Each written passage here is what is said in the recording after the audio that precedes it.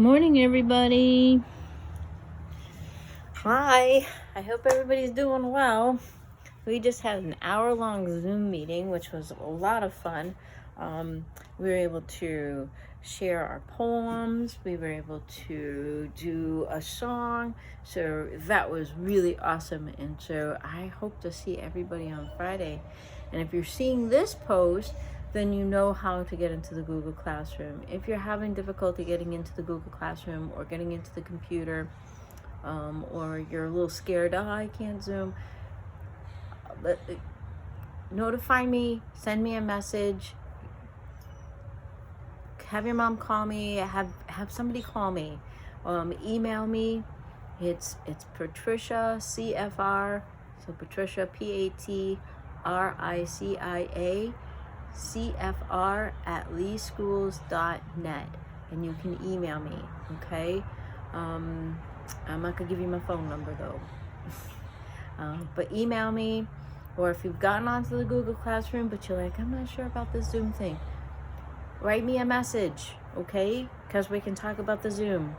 It's important that I see you, and it's important for your attendance too. Because if I haven't seen you or haven't heard from you, then we need to fix that, okay? All right. And you guys that are doing the work and you're showing up, I am so proud of you. I really am.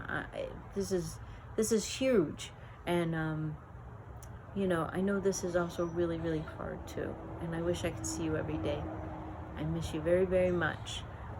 But seeing you on Zoom and knowing that I can read a story to you, and I know that you're seeing me, means a lot to me. Okay? All right, guys. All right, so I got a new book for today, and the book is Cloudy with a Chance of Meatballs. I bet you guys have all seen this movie, but I think the book is even better than the movie. That's my personal opinion, though. But this is Cloudy with a Chance of Meatballs, and this was written by Judy Barrett and drawn by Ron Barrett. The weather is delicious in the town of Chew and Swallow.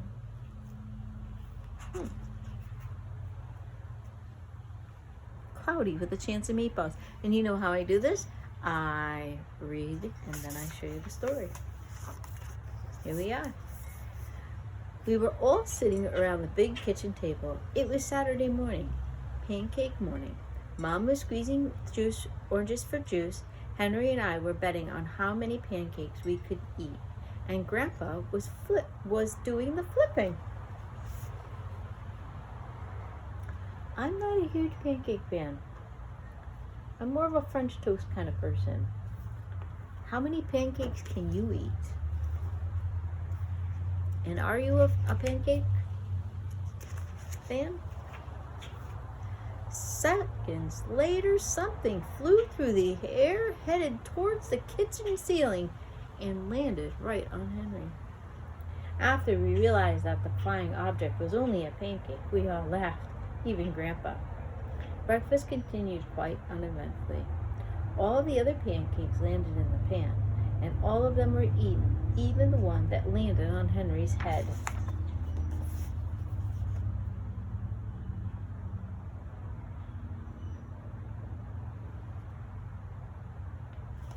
Oops.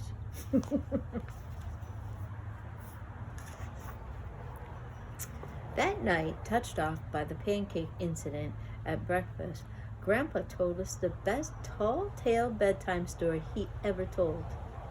Across an ocean, over lots of bumpy mountains, across 3 hot deserts and 1 smaller ocean, there lay the tiny town of Chew and Swallow.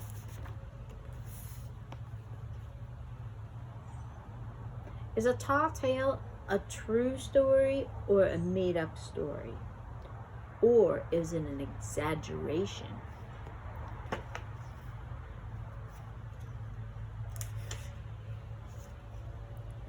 In most ways, it was very much like any other tiny town. It had a main street lined with stores, houses with trees and gardens around them, a schoolhouse, about 300 people, and some assorted cats and dogs. But there were no food stores in the town of Chew and Swallow. The sky didn't need any. The sky supplied all the food they could possibly want. The only thing that was really different about Chew and Swallow was its weather. It came 3 times a day, at breakfast, lunch, and dinner. Everything everything that everyone ate came from the sky.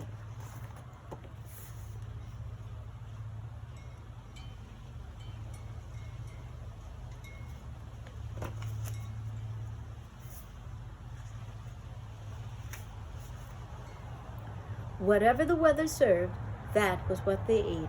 But it never rained rain. It never snowed snow. And it never blew just wind. It rained things like soup and juice. It snowed mashed potatoes and green peas. And sometimes the wind blew in storms of hamburgers.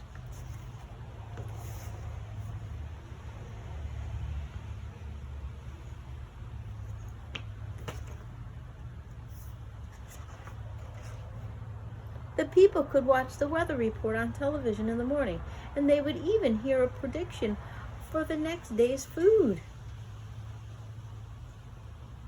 When the townspeople went outside, they carried plates, cups, glasses, forks, spoons, knives, and napkins with them. That way, they would always be prepared for any kind of weather. If there were leftovers, and there usually were, the people took them home and put them in their refrigerators in case they got hungry between meals. This guy, he's predicting cloudy with a chance of meatballs. Can you imagine? Getting hit on the head with a meatball. Boink. What? The menu varied. By the time they woke up in the morning, breakfast was coming down. After a brief shower of orange juice, low clouds of sunny-side eggs moved in, followed by pieces of toast. Butter and jelly sprinkled down from the toast. And most of the time, it rained milk afterwards. For lunch one day, frankfurters, already in their rolls, blew in from the northwest at about 5 miles an hour. There were mustard clouds nearby. Then the wind shifted to the east and brought in baked beans. A drizzle of soda finished off the meal. What? That's crazy.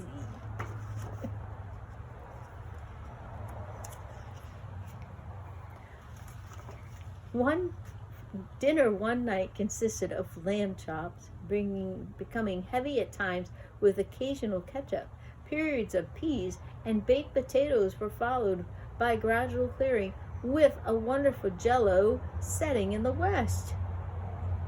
The sanitation department of Chew and Swallow had a rather unusual job for sanitation department.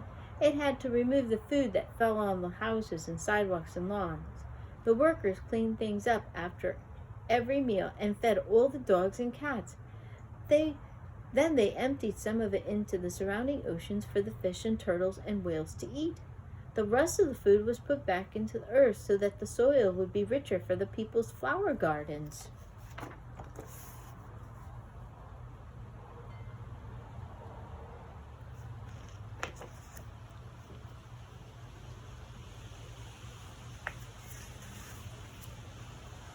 Life for the townspeople was delicious until the weather took a turn for the worse. The Chew and Swallow Digest. Spaghetti ties up town. Record-breaking pasta fall causes chaos. Traffic snarled on Lower Intestine Street. One day, there was nothing but Garden's-oil cheese all day. Garden's-oil cheese smells. It's good to eat, but it smells. The next day, there was only broccoli, overcooked. And the next day, there were Brussels sprouts and peanut butter with mayonnaise. Another day, there was a pea soup fog.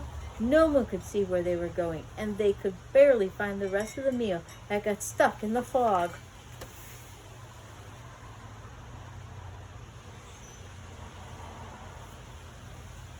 Pea soup. How would you like that for your birthday party? Peanut butter with mayonnaise and Brussels sprouts. Blech.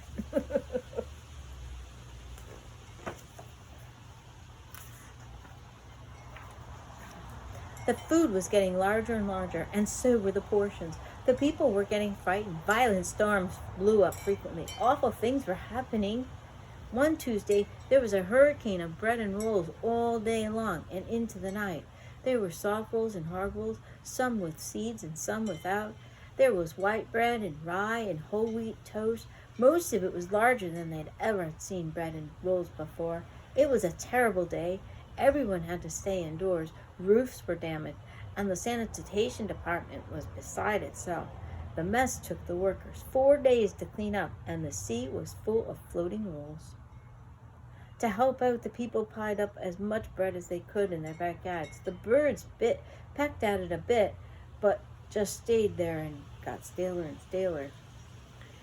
There was a storm of pancakes one morning and a downpour of maple syrup that nearly flooded the town.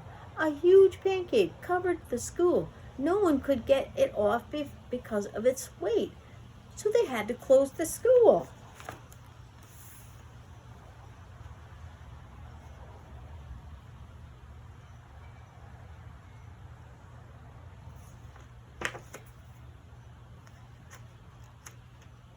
Do you like the story? Oops, skip the page, sorry.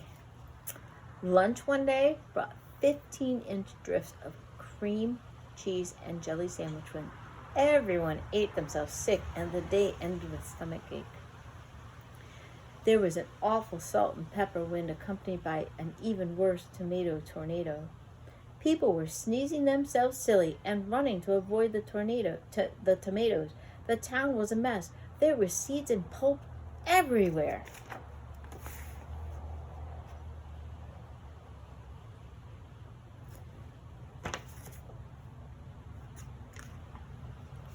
The sanitation department gave up.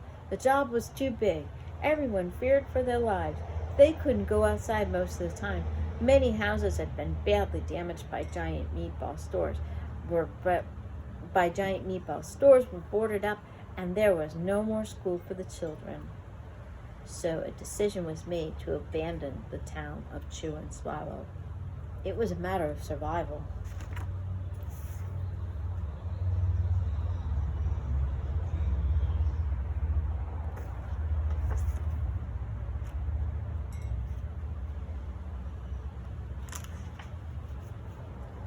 The people glued together the giant pieces of stale bread sandwich style with peanut butter, took the absolute necessities with them, and set sail on their rafts for a new land.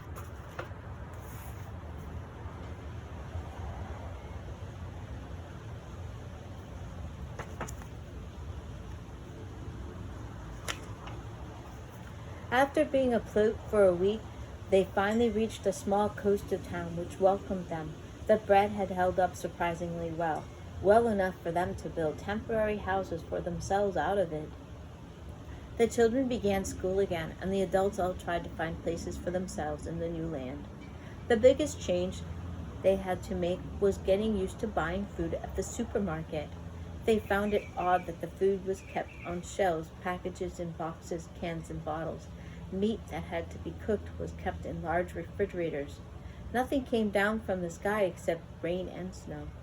The clouds above their heads were not made of fried eggs. No one ever got hit by a hamburger again. And no one dared to go back to Chew and Swallow to find out what had happened to it. They were too afraid. Henry and I were awake until the very end of Grandpa's story. I remember his goodnight kiss.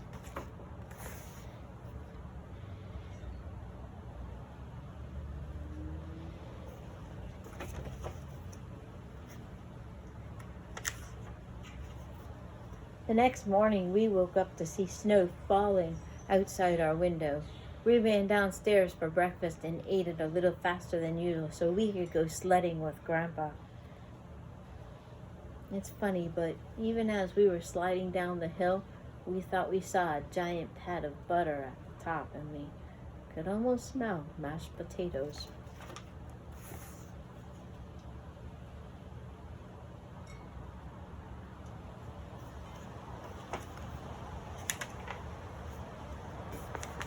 The end. Cloudy with a chance of meatballs. That's always a good one. So I have a couple of questions. If you could have any kind of food that falls from the sky, what would you have fall from the sky for breakfast, lunch, and dinner? So think of 3 different things that you would like to see rain down on you for your breakfast, lunch, and dinner. And tell me what you think is a tall tale. Remember I said it's an exaggeration. So what is an exaggeration? Like why would someone say exaggerate, right? So think about that and respond back on that. And tell me if you like the book. Tell me that was a good story. I like that story. Or can you read something a little bit different? Yeah. All right. So those are some of the new things that we're going to be doing with the books. And I'm going to expect those questions to be answered. And I'm going to put those also on the Google Classroom underneath the story that I just read. And this is going to be for Cloudy with a Chance of Meatballs. That's going to start next week. Okay. So that's going to be after the 3rd. So 4th, it's going to be on April 6th. You'll see this one posted. Okay? All right. Have a good day, guys. I'll talk to you soon.